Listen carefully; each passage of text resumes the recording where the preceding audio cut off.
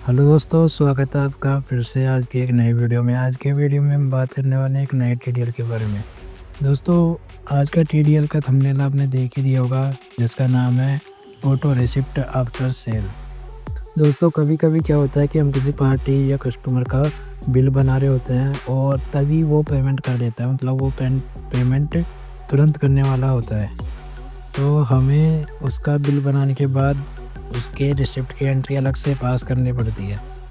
आज के इस टीडीएल की सहायता से हम सेल वाउचर क्रिएट करते वक्त ऑटोमेटिक रिसिप्ट की एंट्री पास कर सकते हैं। जब भी कोई कस्टमर बिल बनाते वक्त हमें पेमेंट करेगा और हम ऑटो रिसिप्ट टीडीएल का यूज़ करेंगे, तो सेल का वाउचर क्रिएट होते ही ऑटोमेटिक जितना अमाउंट हम उस फील्ड में भरेंगे या जितना जैसे हम सेटिंग्स करेंगे, उस हिसाब से हमारे जो रिसिप्ट वाउचर है ऑटोमेटिक क्रिएट हो जाएगा।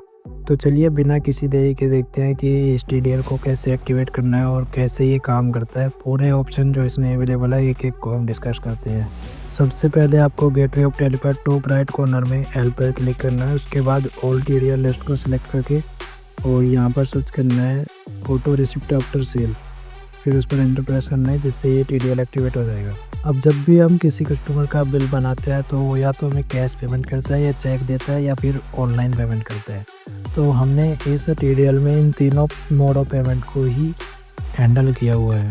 अब हम थोड़ी सी सेटिंग्स कर लेते हैं एक बार, ताकि हमारा जो टीडीएल है उसको पता रहे कि कौन सा पेमेंट कौन से लेजर के अंदर बनना है। जैसे मान लो कि हमारे पास चेक आया है तो चेक का पेमेंट हमारे एक बैंक में जाएगा। जैसे ऑनलाइन पेमेंट आए तो ऑनलाइन का पेमेंट हमारे मान लो दूसरे बैंक में आता है तो उसके लिए दूसरे बैंक का लेजर सेलेक्ट होगा, और कैश के लिए तो कैश का लेजर सेलेक्ट ऑटोमेटिक हो ही जाएगा। तो चलिए इसको सेटअप करते हैं।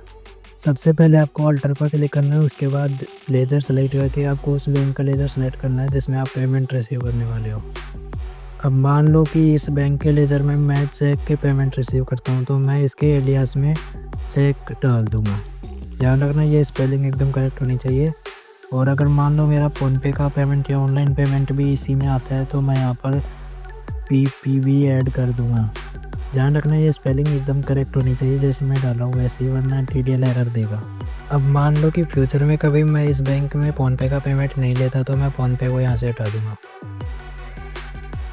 और अगर कभी मैं चेक का पेमेंट भी इस बैंक में नहीं लेता हूँ तो मैं चेक को भी इसके एलियास से हटा दूँगा। और जिस भी लेजर में हमारा चेक का या फ़ोनपे का पेमेंट आता है उसके एलियास में हम चेक या फ़ोनपे लिख देंगे। जैसे कि मान लो अभी के लिए मेरा जो चेक का पेमेंट है वो मेरे ICICI बैंक में आता है, तो मैं मेरे बैंक के लेजर को ओपन करके उसके एरियास में चेक की स्पेलिंग को एकदम सही तरीके से लिख दूंगा और कंट्रोल A से इसको एक्सेप्ट कर दूंगा। अब मान लो कि मेरा फ़ोनपे का पेमेंट मेरे HDFC बैंक में आता है, तो मैं उसको लेजर को ओपन करके और उसके एलियास में P लिख दूंगा, डबल P लिख दूंगा और कंट्रोल A से एक्सेप्ट कर दूंगा। इसके अलावा जो आपका कैश का पेमेंट आता है उसके लिए आपका कैश का लेजर ऑलरेडी बना हुआ होता है। अगर आपने अपने कैश के लेजर का नाम कुछ और एडिट कर रखा है तो आपको उसके एलियास में कैश लिख देना है। फ़िलहाल मेरे में कैश ही है तो मैं उसको कुछ नहीं कर रहा हूँ। अब सारी सेटिंग्स हो चुकी है, अब इसको यूज करके देखते हैं। मान लो कि मैं अपनी किसी पार्टी के लिए इनवॉइस बनाता हूँ।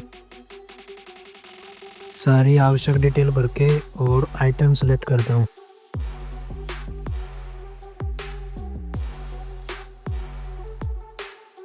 मैं अभी सैम्पल इनवॉइस के लिए टैक्स वगैरह नहीं लगा रहा हूँ।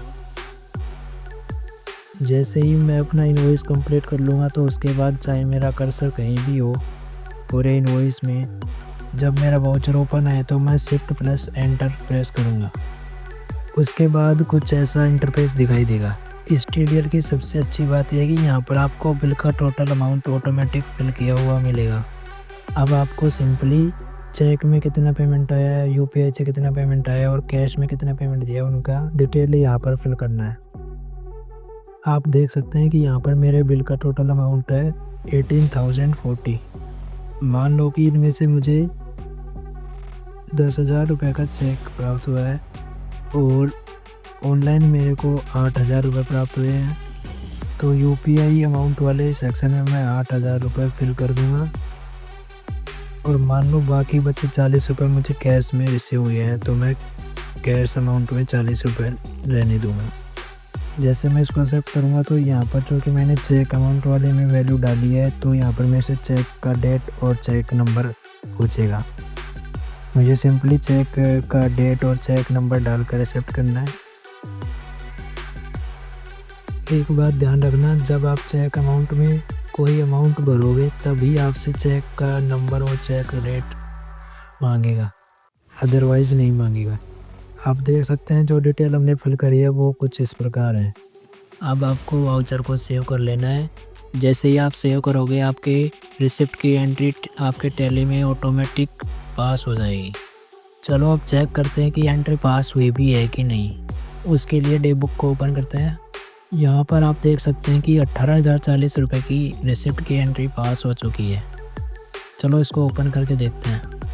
आप यहाँ पर बिल्कुल आराम से देख सकते हैं कि हमने जो डिटेल जैसे फिल करी थी उसी के अनुसार जो रिसिप्ट वाउचर है वो प्रॉपरली क्रिएट हो चुका है।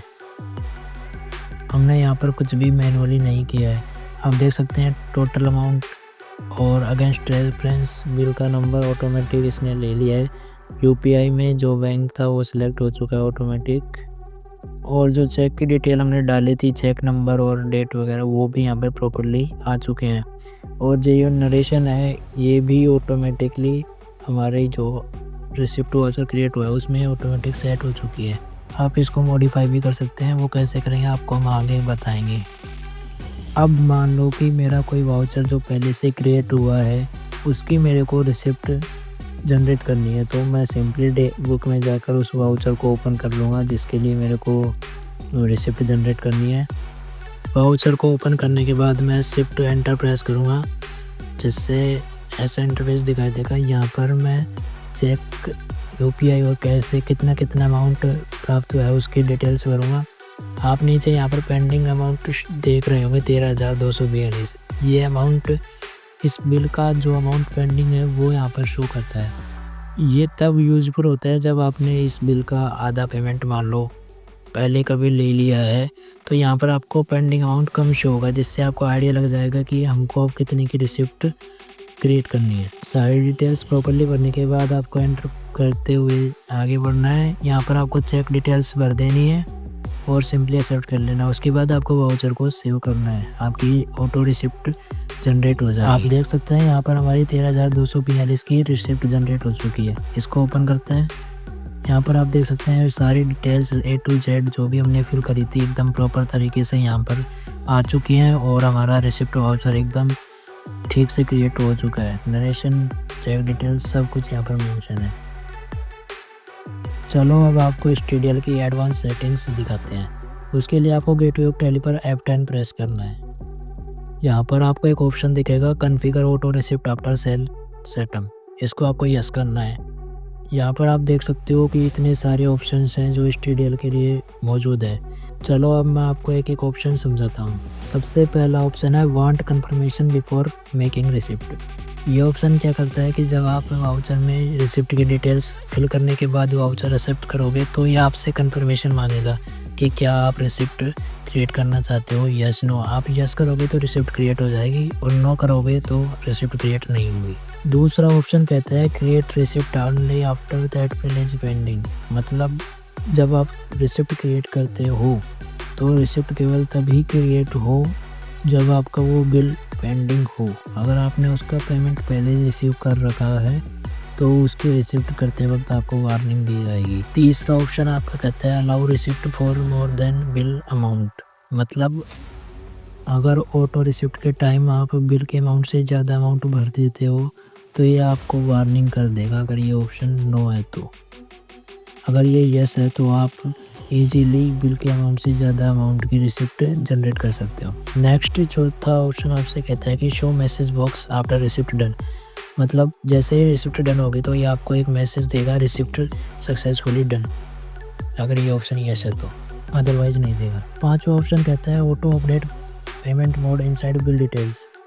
मतलब जैसे ही आप ऑटो रिसिप्ट जनरेट कर दोगे तो ये आपके जो मोड ऑफ पेमेंट होता है बिल डिटेल्स में उसमें ये अपडेट कर देगा कि आपका पेमेंट किस मोड से आया है। छठा ऑप्शन कहता है show pending amount of that particular bill number. मतलब जो आप अभी देख रहे थे पेंडिंग अमाउंट शो कर रहा था नीचे, वो इसी ऑप्शन से शो कर रहा था। ये भी आपके लिए मददगार साबित होता है। लास्ट जो ऑप्शन है वो है सेट या modify default narration for auto receipt. मतलब जो आप नरेशन देख रहे थे ऑटो रिसिप्ट के वाउचर में ऑटोमेटिक सेट हुई थी, वो नरेशन आप यहाँ से सेट कर सकते हो। इस पर आपको यस करना है और अंदर जाके आप ऑटोमेटिक पार्टी का नेम वगैरह अमाउंट वगैरह जो आते हैं वो आप सब देख सकते हो। इन सारे ऑप्शंस में से आपको कौन से ऑप्शन यस करने हैं ये आप अपनी इच्छा अनुसार देख सकते हो। सब कुछ सेट करने के बाद आपको सिंपली कंट्रोल ऐसे एक्सेप्ट कर देना है और इसको भी एक्सेप्ट कर लेना है और अब आप इस TDL को यूज़ कर सकते हैं। तो दोस्तों ये था आज का हमारा नया TDL। उम्मीद करते हैं आपको पसंद आया होगा। आपको ये TDL कैसा लगा कमेंट सेक्शन में ज़रूर बताइएगा। और अगर आपको ये TDL बाई करना हो या फिर कोई और नया TDL बनवाना हो तो आप हमसे स्क्रीन पर दिए गए नंबर से या फिर कमेंट सेक्शन के थ्रू कॉन्टैक्ट कर सकते हैं। वीडियो को लाइक और चैनल को सब्सक्राइब ज़रूर कर लेना।